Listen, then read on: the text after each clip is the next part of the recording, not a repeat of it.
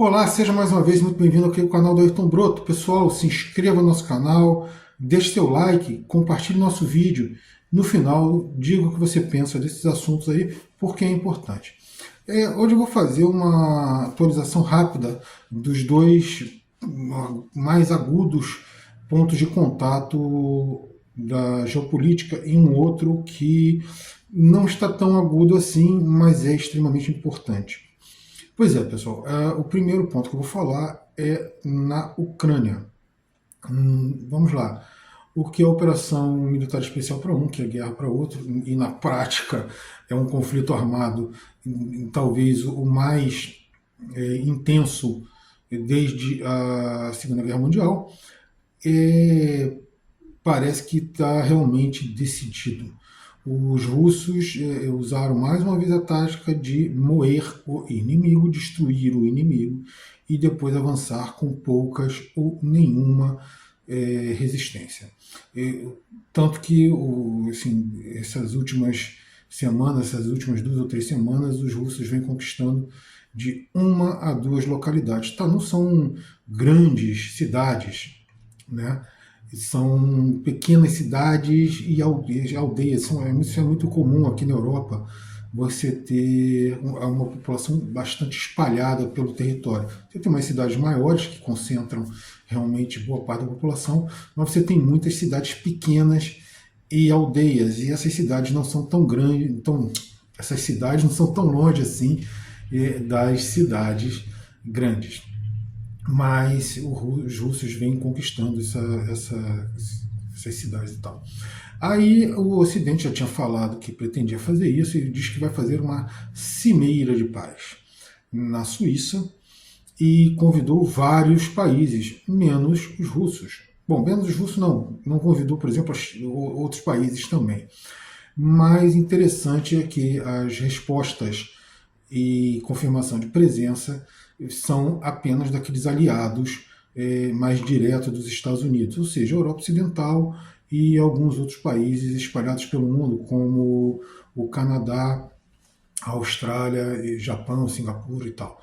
Mas, assim, outros países do chamado terceiro mundo, realmente, né, e que estão mais, não digo nem alinhados, mas que têm sido explorados e mantidos ali em eterno atraso pelas políticas neocoloniais desses países aí que estão organizando essa cimeira de paz, ou não responderam ou negaram presença nessa cúpula que terá um dos envolvidos no conflito, mas não terá o outro, ou seja, isso não existe.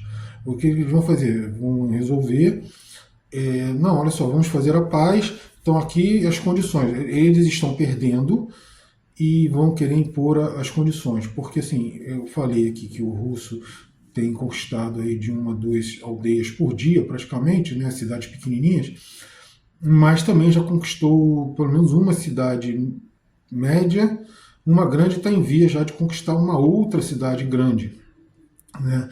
E as tropas ucranianas não têm mostrado nenhuma condição de resistir a essa ofensiva russa. Sim, se a OTAN enviasse tropas próprias, com certeza iria retardar esse avanço russo e talvez até reconquistar alguma coisa, porque o russo iria, estrategicamente, ele iria recuar um pouco, refazer ali suas tropas, refazer sua forma de atuar. Mas, assim, também escalaria muito o conflito e ele não ficaria restrito ali à Ucrânia, porque a partir do momento que a OTAN envie tropas próprias e comece a combater russos, aí a guerra já não é mais, ou seja, o conflito já não é mais com a Ucrânia, também com esses outros países da OTAN. E o russo tem condição, talvez ele não consiga vencer a todos, mas ele tem condição de criar muito problema para esses países. E eu não sei se as populações desses países estão realmente prontas para enfrentar esses problemas, né? Principalmente a sua classe política desastrada que hoje em dia faz uma besteira atrás da outra. Então, assim, você tem esse quadro bastante difícil lá na Ucrânia. Outro ponto bastante controverso hoje em dia, bastante agudo, é ali na faixa de Gaza. Né? O pessoal das IDF, das Forças de Defesa de Israel, eles conseguiram encurralar ali praticamente toda a população de Gaza na região de Rafah, que é a região mais próxima ao Egito.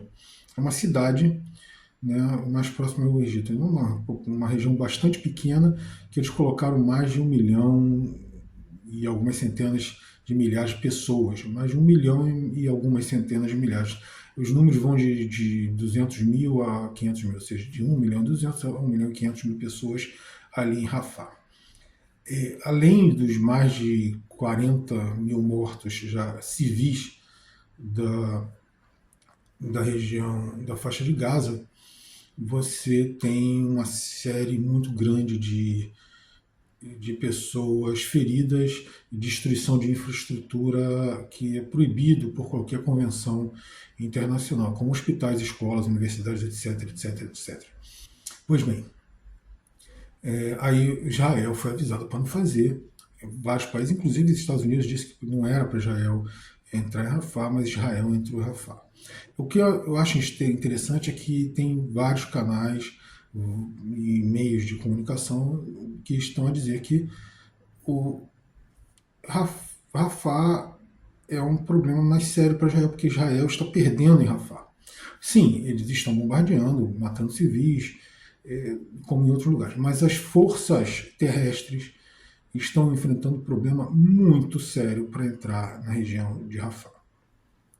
Ninguém diz exatamente como, até porque Israel já matou mais de 100 jornalistas, os números chegam a 140 jornalistas, e tirou a Al Jazeera da área, proibiu suas operações ali. Então, assim, as informações que saem da faixa de Gaza hoje em dia estão muito restritas, então ninguém é capaz de dizer exatamente como está a situação.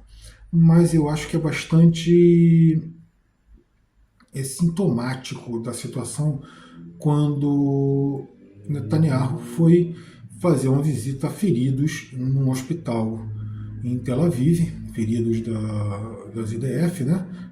Ele foi fazer essa visita no hospital de Tel Aviv e um dos soldados feridos pediu, clamou ao primeiro-ministro israelita que parasse aquela loucura, porque eles, ou seja, o exército israelita, as forças de defesa de Israel estão sendo massacrados em Rafah, com todo o apoio aéreo, com todo o bombardeio, com toda a morte de civis.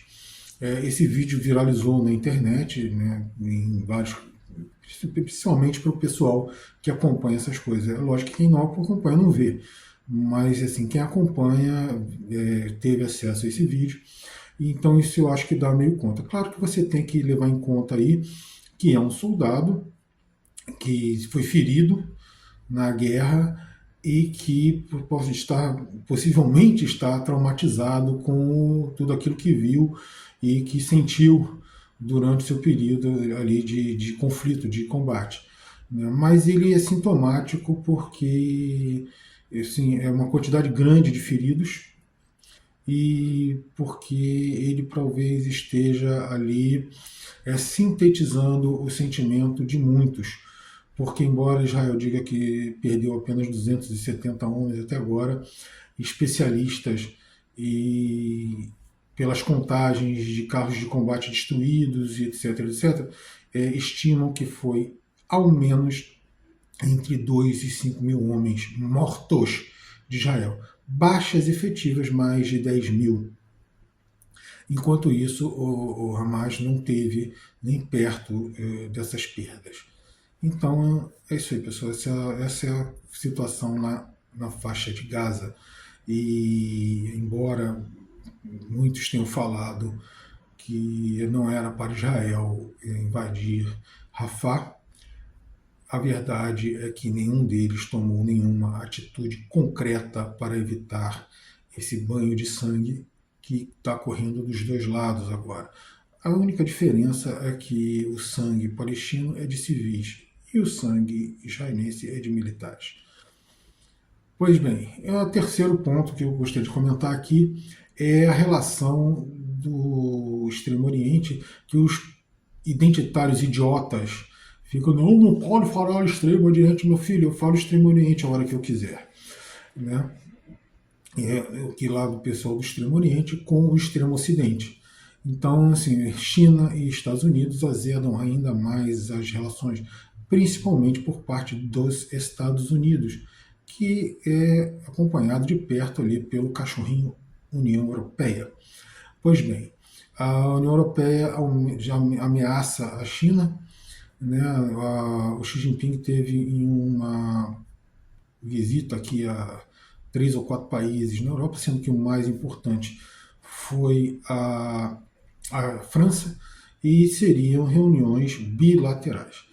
Para surpresa do Xi Jinping, na primeira reunião que ele teria somente com Macron, estava sentada à mesa a senhora van der Leyen, Ursula von der Leyen, que é a chefe e a presidente da União Europeia. A União Europeia que não é um país, lembremos disso, né? É um acordo, ela é baseada numa série de acordos e tratados internacionais entre os países membros da União.